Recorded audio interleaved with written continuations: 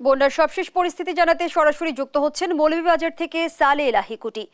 সালে, মৌলভীবাজারে বন্যা পরিস্থিতির খবর জানাবেন, সেই সঙ্গে বানভাসী মানুষের জন্য প্রশাসনের পক্ষ থেকে কি কি ব্যবস্থা নেওয়া হয়েছে? ধন্যবাদ জুই। আপনি যেমনটি বলছিলেন যে আপনি আজকের দিন সারাদিন ব্যাপী জানাচ্ছিলাম যে মৌলভীবাজারের সার্বিক বন্যা পরিস্থিতি অনেকটা উন্নতির দিকে।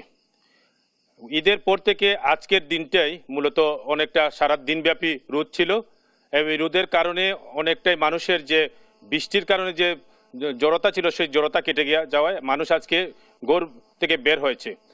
একদিকে মনু নদীর পানি কমছে, অন্যদিকে মানুষের মধ্যে যে আতঙ্ক ছিল সেই আতঙ্ক কেটে মানুষ আজকে উৎফুল্লভাবে বিচরণ করেছে।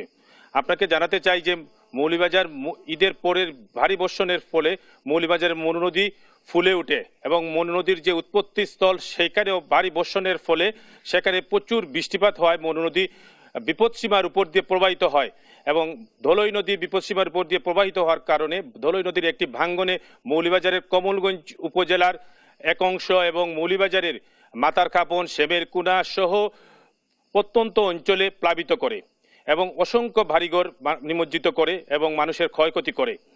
আপনাকে একটা বিষয় জানাতে চাই যে মৌলভীবাজার হচ্ছে হাওর বেষ্টিত নদী। এই হাওর বেষ্টিত মৌলভীবাজারের যে হাওরের যে প্রধান নদী যেটা হচ্ছে জুরি নদী 209 সেন্টিমিটার উপরে এখন পর্যন্ত প্রবাহিত হচ্ছে, যার কারণে পানি হাকালুকি হাওরে প্রবাহিত হওয়ার ফলে পানি নিষ্কাশনের যে নদী, হাওরের পানি নিষ্কাশনের যে নদী সেটি কুশিয়ারা নদী বিপদসীমার 9 সেন্টিমিটার উপরে থাকার কারণে পানি নিষ্কাশন না হওয়ায় হাওর ফুলে উঠেছে।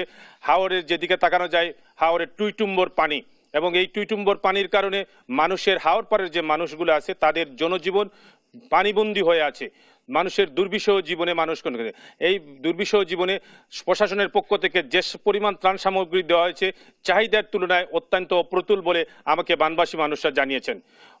অর্থাৎ মৌলভীবাজারের যে পরিমাণ ক্ষয়ক্ষতি হয়েছে, মানুষ যে পরিমাণ প্রায় 6,000 পরিবার এখনো পানিবন্দী আছে, তাদের জন্য যে পরিমাণ ত্রাণ সামগ্রী দেওয়া আছে সেটা পর্যাপ্ত নয় এবং সেখানে ত্রাণ সামগ্রী বাড়ানোর জন্য বানবাসী মানুষের আকুল আবেদন জানিয়েছেন।